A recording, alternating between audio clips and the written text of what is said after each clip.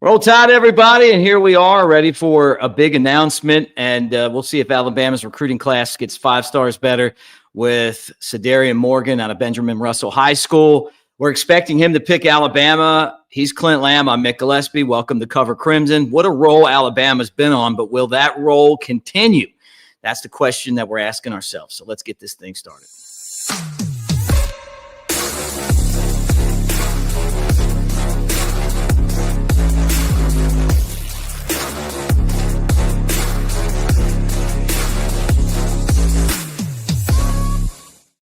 All right, Clint Lamb, Mick Gillispie, brought to you by Pearl River Resort. We're watching Cederian Morgan make his announcement. Clint, we expect him to come to Alabama. This was one of the guys that we targeted, Alabama players that you want to keep in state. Kalen DeBoer was criticized by, basically by Alabama's rivals that they weren't doing a good job of keeping the guys in state. They got the running back, E.J. Crowell, out of Jackson. They've done well in Alabama. If they get Morgan, then it would be get Tank Jones, and you feel really good about the players you got from in-state. Yeah, you definitely would feel really good about how things are trending. Obviously, Zion Gibson, top 5 player, Xavier Crowell, top 5 player, Cederian Morgan, top 5 player, in a good spot for Tank Jones. We'll have to see how that plays out. But yeah, I mean, compared to last season and or last recruiting cycle, it would certainly be a nice turn of events, an expected turn of events to at least some extent. But I mean, Cederian Morgan's a heck of a player. And we'll get into more of the scouting report and stuff, but would certainly help Alabama's class for sure. Bama right now, before Morgan announces, with 3 5 stars, 7 4 stars, 6 3 stars, 16 recruits. They're ranked number 8 right now. They are behind USC, Georgia, Notre Dame, Texas A&M, Ohio State, LSU, and Clemson in that order. Bama's been on quite a roll here lately, Clint. I mean, every time you turn around now, they're adding to the class. The 3-star guys that they've gotten are really intriguing prospects. Cable out of Nashville, wide receiver Williams out of Florida, 2 guys that are kind of trending in the right direction. Alabama jumped on them both quickly, but Morgan, wide receiver-wise, would feel a lot closer to Ryan Williams, someone that you would think could come in immediately and make an impact. I do, yeah. And, we've talked a lot about Brian Williams and Owen Cable and just what they bring to the table. Huge fan of their long-term development, their long-term upside. Obviously, Brian Williams missed an entire year of high school football due to injury. And so, he was viewed more so as a basketball player, really still, I wouldn't say he's new to the game of football, but that being kind of the primary focus, somewhat new. He's continuing to develop, and I think you'll see him continue to get better. I think he's got a lot of natural ability that's going to allow him to be a lot better in the future. But Cederian Morgan's a different type of talent, man. I mean, this is exactly what you want in an X receiver in a Kalen DeBoer offense. 6'4", 220 pounds. He can run. He can generate yardage after the catch. The physicality in which he plays with, which isn't surprising with as big and strong as he is, but just very physical receiver, can win downfield. We talk a lot about the 50-50 balls. I've said before in relation to him, feels more like an 80-20 with as often as he's coming up with it. But also just I love the body positioning, the catch radius, the fact that he knows how to leverage himself against defensive backs and how to use that size. And if you're going to be a big body receiver, you have to be able to do that because you're not going to create the level of separation that, someone like Jerry Jeudy or Jalen Waddle or some of these other styles who are smaller and more, a little bit more shifty. Like, you're not going to be able to create the same caliber level of separation. So you've got to be able to leverage yourself kind of like a basketball player, box guys out, not let them be in a position to make a break on the ball. Cederian Morgan does that at an extremely high level. So with all of the attributes that he brings to the table, just a very, very important player and would be a massive get for Alabama for sure. So we're still waiting on the announcement and, Rivals, which was on 3, they bought him out. So confusing. Like, They buy everybody out. They got rivals. They bought Alabama online. So however you want to look at it, they're picking him to go to Alabama. Like there's a 2% chance he goes to Auburn. This was a player that Auburn was highly recruiting. Just like Jackson. And we thought that they were going to throw the bank at Cederian Morgan, and they might have, but it feels like Alabama's NIL game is holding up right now against schools like Auburn and Texas especially that love to go out and kind of buy players.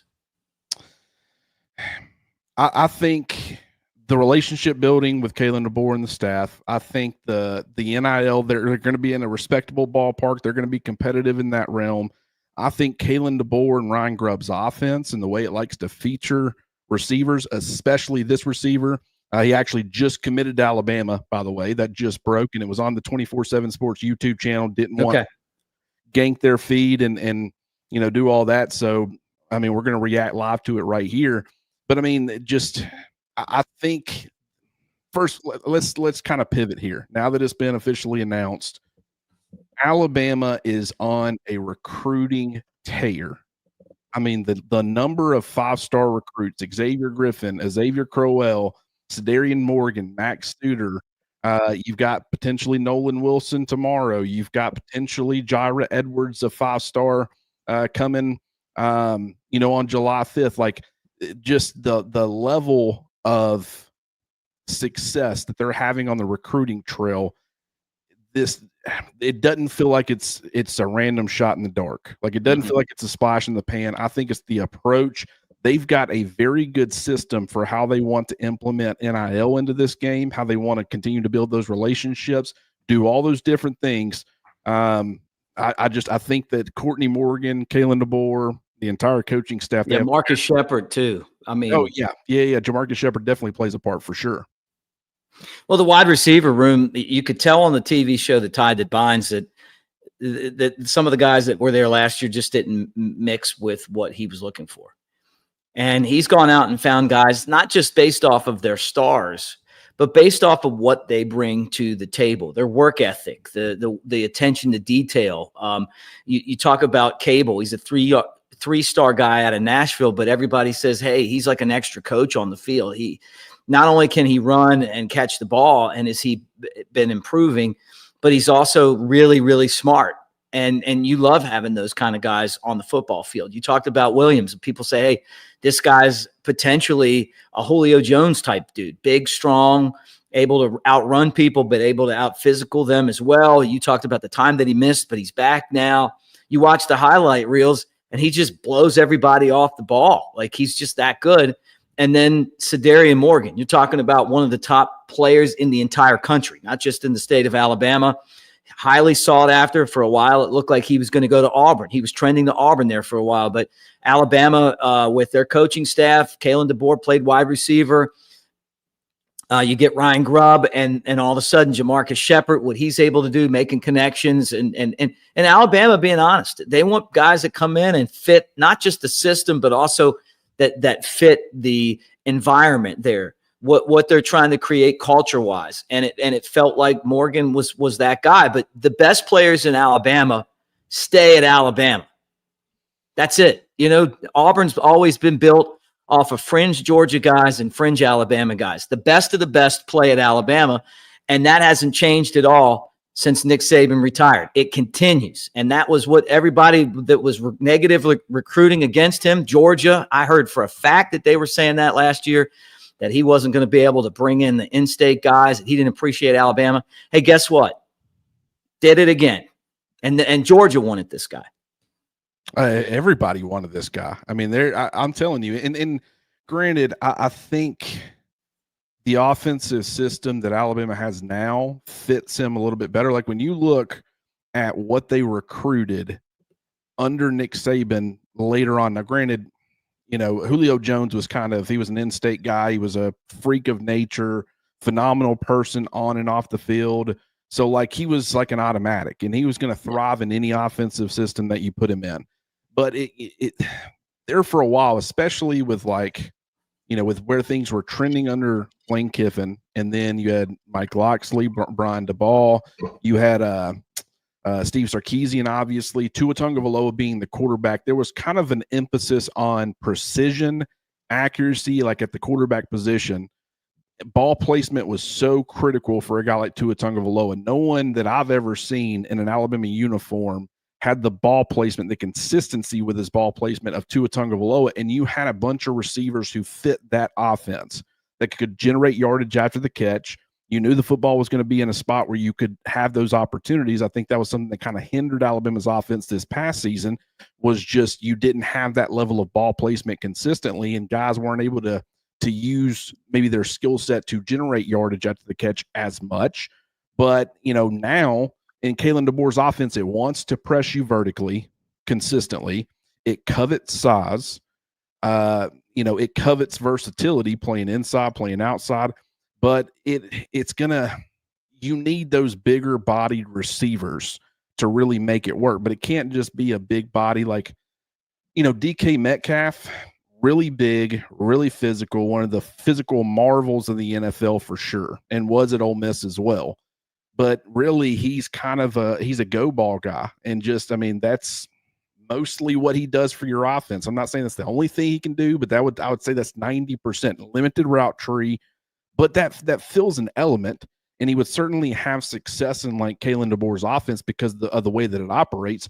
But I think Kalen DeBoer and company, they want a little bit more out of that position. Like, they don't just want it to be a deep ball winner.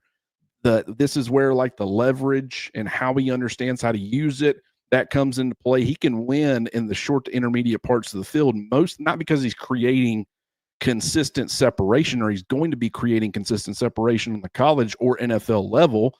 It's more so just body positioning and putting himself in the right spot. Phenomenal at that. And so I love that he's going to be able to bring like a 3-level element to Alabama's offense with size, be a red zone mismatch. I mean, you look at like Max Suter and what they've got with him. Obviously, we like Brian Williams and Owen Cable long term, but Mick, I was thinking, and not to shift the focus too much, we'll get back to Cederian Morgan here in just a second, but I started thinking about it. You had Amari Niblack, you had Caleb Odom, but when was the last time Alabama recruited a pure tight end that was viewed not as a guy who needed to grow into being a tight end and get better from the blocking standpoint? I mean, a guy who was playing in line consistently, also a quality pass catcher, who was ranked inside the top 100 recruits. I mean, I was trying to think, and it has been a while. I mean, is it OJ Howard? Is that the last time? Is there somebody I'm forgetting about? Get in the comments. I mean, it could Irv Smith. I don't know. Irv Smith was only a 3-star recruit. So you're right. And that's one that was developed. But yeah, he was a great inline guy. Ended up being that player. Great inline, great receiver. I don't even know. That's a great question. I don't remember the last like really highly starred tight end that was just balanced. Yeah, I mean, like Georgia pulls these types of guys all the time, and they fit their offense. But this is why Max Suter was so important. He's going to bring that size element much in the same way that Cederian Morgan is. He's going to be a mismatch problem down in the red area. He's going to be a quality pass catcher, but you don't have to worry about now. I'm not saying he doesn't need any development with his blocking. I'm saying he's already way ahead of a lot of the other premier pass catchers. And I'm not saying that Max Suter is the same level of pass catcher as a Caleb Odom or Amari Niblack. That's not what I'm saying, but I'm saying he has got blue chip traits as a pass catcher, and he brings the inline element kind of out the gate. That makes me very excited for Alabama's offense, because Kalen DeBoer, they want a tight end that's complete, that's going to be a mismatch problem in a number of different areas, whether it be as a pass catcher, it's creating separation for others in the passing game, but it's also not being a liability as a blocker. And if you can be a plus blocker, then that's, even better, because they're still going to want to run the football. But just Max Sutter, that was a phenomenal get. Now you're adding more size, more physicality. We talked about what Kendrick Law could potentially provide Alabama's offense last year, just bringing that physical edge at the wide receiver position, which is not typically where you get that from. Cederian Morgan, through his size and just sheer strength, he's going to bring that element, but he's also just a much better receiver. Like he's got better receiver traits than a Kendrick Law, who is more gadget. So I mean, this is a phenomenal get, man. I did a show with Shank today, and he was talking about wide receivers wanting to come to Alabama, and it was like easy because look at the legacy of quarterbacks that are going to get them the ball. And it doesn't hurt when, Ty Simpson's at the Manning camp and he's just dicing all over the place, just throwing the ball where he wants it. Like he's ready to be the next guy and he put his time in, right? And it's been like this procession of guys that have come along. Some of these other schools have had a guy here and there, but no one's had this legacy of quarterbacking like Alabama has. And it's, I think, very helpful when it comes to trying to bring in a wide receiver of this stature, right? This was, if it came down to this guy and, even Booby, who I knew was going to LSU the whole time, but the guy named Booby Feaster's not coming to Alabama. He's wearing purple. We'd have way too much fun with that. Oh my God. But I mean, this is an in-state guy. I mean, you have to take the homegrown guys. He grew up watching Alabama with his family. He's been an Alabama fan his entire life. It's going to be like a dream come true again. And how many times do you read that where these guys are like, it was a dream come true to get recruited. And I always wanted to play at Alabama and I want to leave my legacy at Alabama. And even when Alabama was struggling, if it wasn't for the sanctions that the NCAA put on us, we still did great in state, right? And we took a dip there for a while because we were limited on scholarships and everything else, like, back before Saban got there in the Shula days. Since then, though, it's been a dominant effort in the state of Alabama, and that continues. And these are big gets. This is answering the bell for this coaching staff, but they're also getting great talent. And it sets up this recruiting class, which now is 6th nationally. And we got 2 more guys to commit tomorrow and the next day, right? So you get those guys, and all of a sudden you look at Alabama, and not only do they have more momentum than any other program right now in the country, but they're filling it in with superstar talent, just like always. I was taking a look back at Alabama's last 2 recruiting cycles. Now, granted, you got to close on all of these guys. And then we say close, getting the commitment's great. You got to keep the commitment. It's not December yet. So, we'll see how that goes. I understand a lot of people in the NIL era, they're very pessimistic. I tend to lean being more optimistic, but I'm also a realist. Like, I understand that what they have now might not be what they have in December, even though I think that I think they're going to be a part of Alabama's class, but that's no guarantee is my point. And it's really not even a guarantee after they sign on the dotted line at this point. But looking at the last 2 offensive classes with the way it currently stands right now with Cederian Morgan being added, you added one of the best high school quarterbacks that I've ever seen in Keelan Russell. That's a great place to start. But you also got Jet Tamala. You got, potentially Taden Kawa, another, 3-star, 4-star borderline, like they're talking about. He's trending to Alabama. They might end up having a 2 quarterback class here. I think that's a discussion for another day, but we'll certainly get into it at some point. But you've got your featured elite guy at the top, but you got some toolsy guys underneath him that you really like. You look at running back, Xavier Crowell, 5-star player, number 2 running back in the country. A.K. Deer, number 2 running back in the country. I think the number 69 overall player for his class this past cycle. Plus, you've got Javari Barnett, who I think is an intriguing player. Fantastic as kind of that 3rd commitment addition in these last 2 cycles. You look at wide receiver with Cederian Morgan, 5-star player.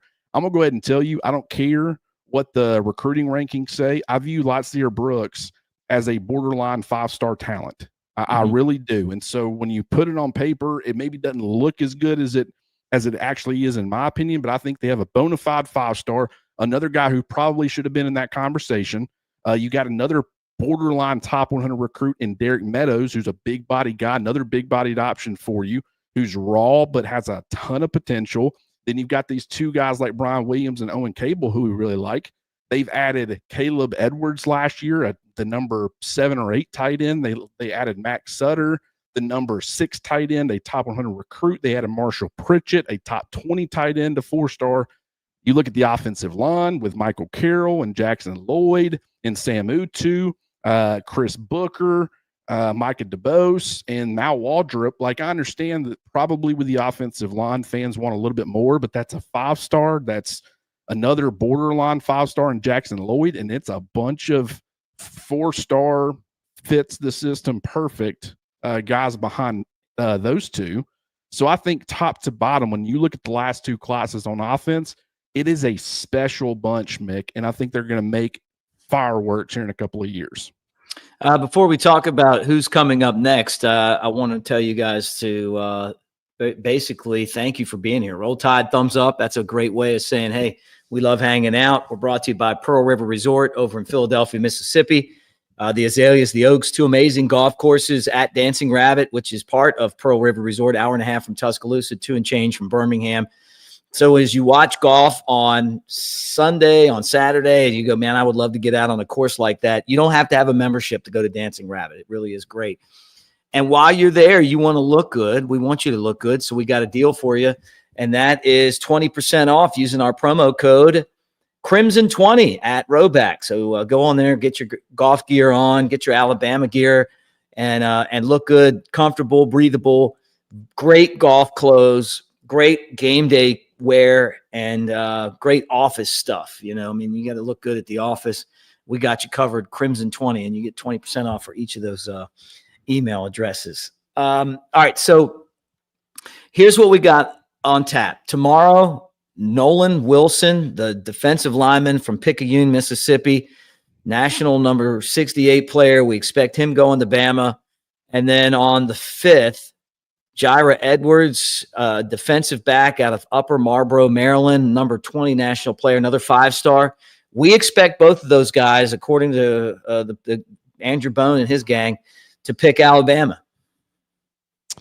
Yeah, and it's crazy because, like, you're looking at Xavier Griffin and you're looking at Cederian Morgan. It's like they've just been adding good guys as far as the developmental, but then also the guys, the cream of the crop there at the top, just stacking guys. And over the next, I guess tomorrow there will not be a commitment, so it'll be on the 4th and the 5th. Yeah, the 4th and the 5th. I'm sorry, tomorrow's the 3rd.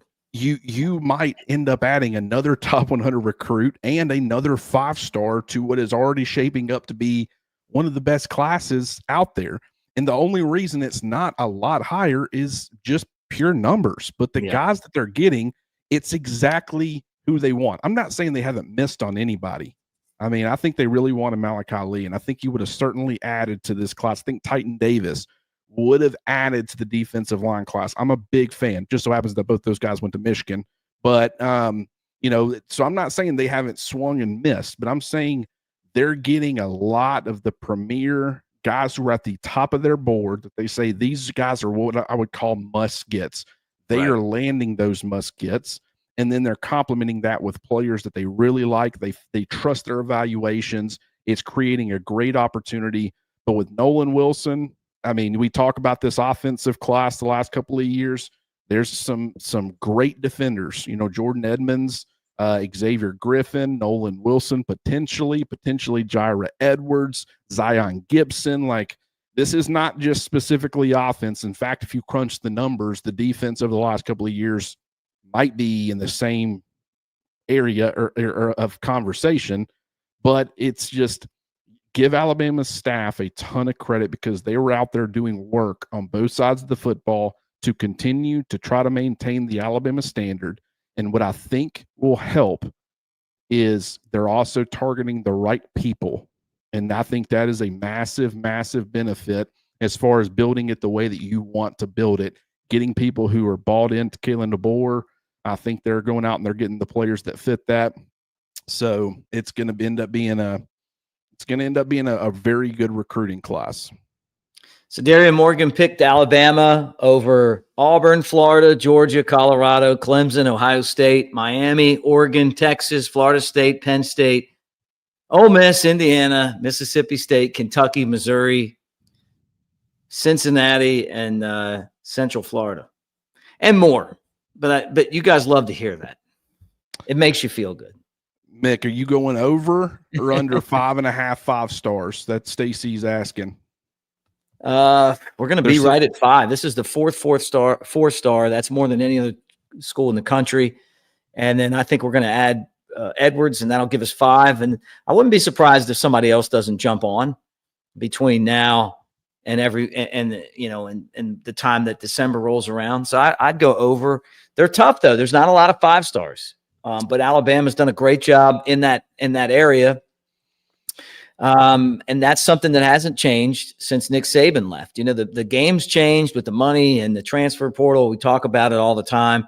I'm still trying to figure out what's going on with all of these new rules that went into effect yesterday. And, some schools paid guys beforehand because they could get away with it. Now you got restrictions. They say, I don't know.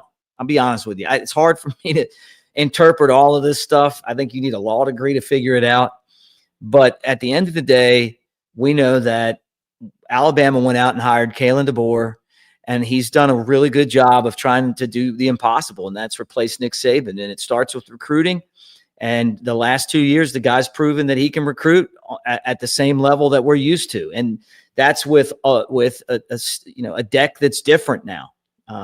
So it's all about taking these guys and developing. I think that's kind of the next thing for him, and winning the games you're supposed to win. As far as the 5.5, I think Alabama by the end of July 5th is probably sitting with 5. If I had to guess, Tank Jones, I still think they're in really good shape. Steve Wiltfong did say earlier today, I think it was earlier today, that Tank Jones he felt like maybe Texas A&M was trending there a little bit. I don't know how true or not true that is. I will say I very much respect Steve, and granted, he's got his ear to the ground. Not saying he's pumping anything that's false or anything like that. But what I will say is he definitely thought Texas was trending for Xavier Griffin. So that just because that's the way it's seeming. And if I'm a potential defensive lineman edge, Texas A&M has signed a lot of high-profile guys, a lot of them, and Nick Scorton, he ended up being a second-round pick to the Carolina Panthers. I'm Turner, Shamar Stewart was kind of a raw prospect, very limited production for Texas A&M, was a freak athlete, so still got drafted, I think, 17th overall to the Cincinnati Bengals, but just, so it's their guys got drafted high. But Scorton, he transfers from, I think, Purdue, and was a very productive player, and then he gets to A&M, and just their system and their scheme, the production fell off a cliff. He was still drafted, I think, based off of where he was prior to getting to Texas A&M, but I don't know how much that affects things. I wouldn't want to play in that Texas A&M system right now if I was a defensive lineman until something like that changes.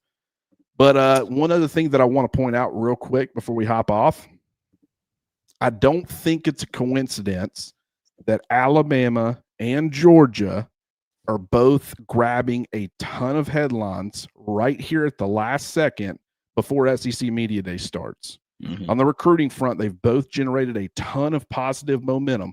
Like, you look back to last year, Alabama fans, after they lost to Michigan, a lot of Alabama fans weren't happy with Kalen DeBoer. You lose to 2 6-6 football teams. You lose to a 7-5 Michigan team.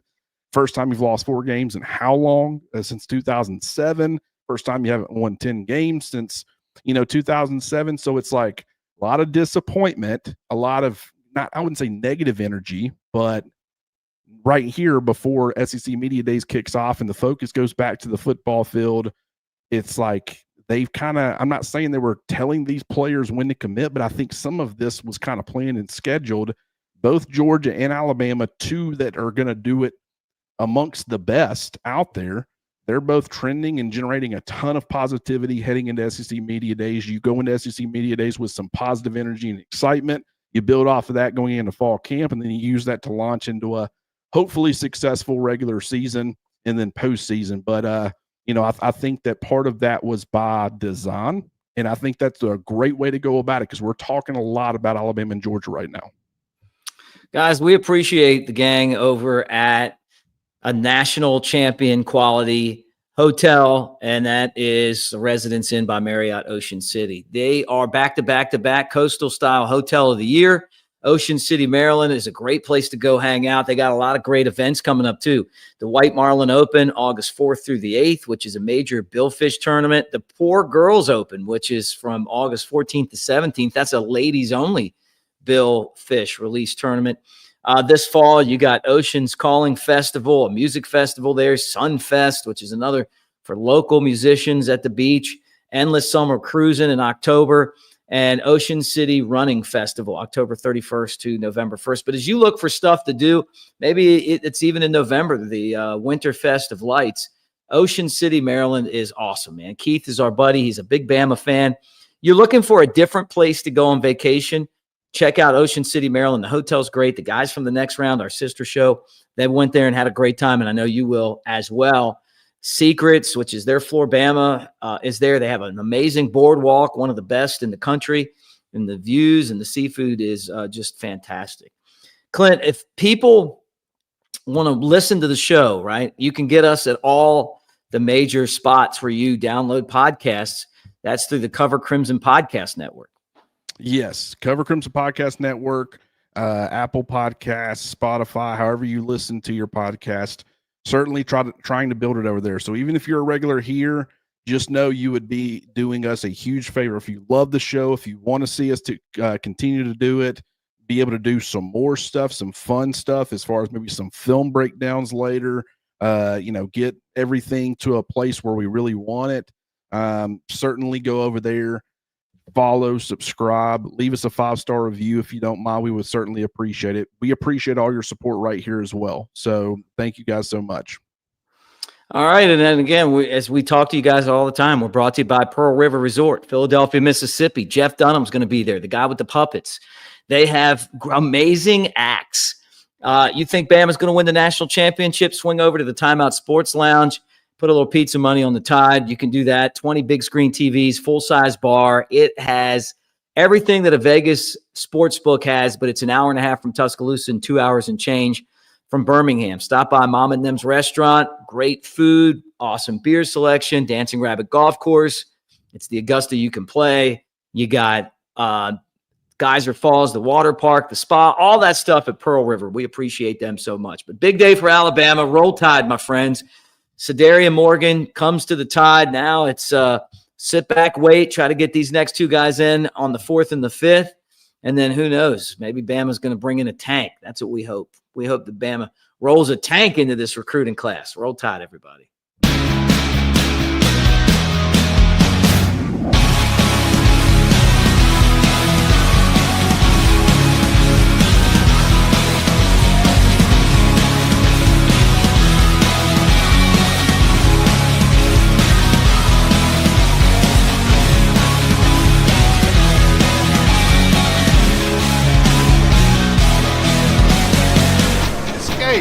To Pearl River Resort.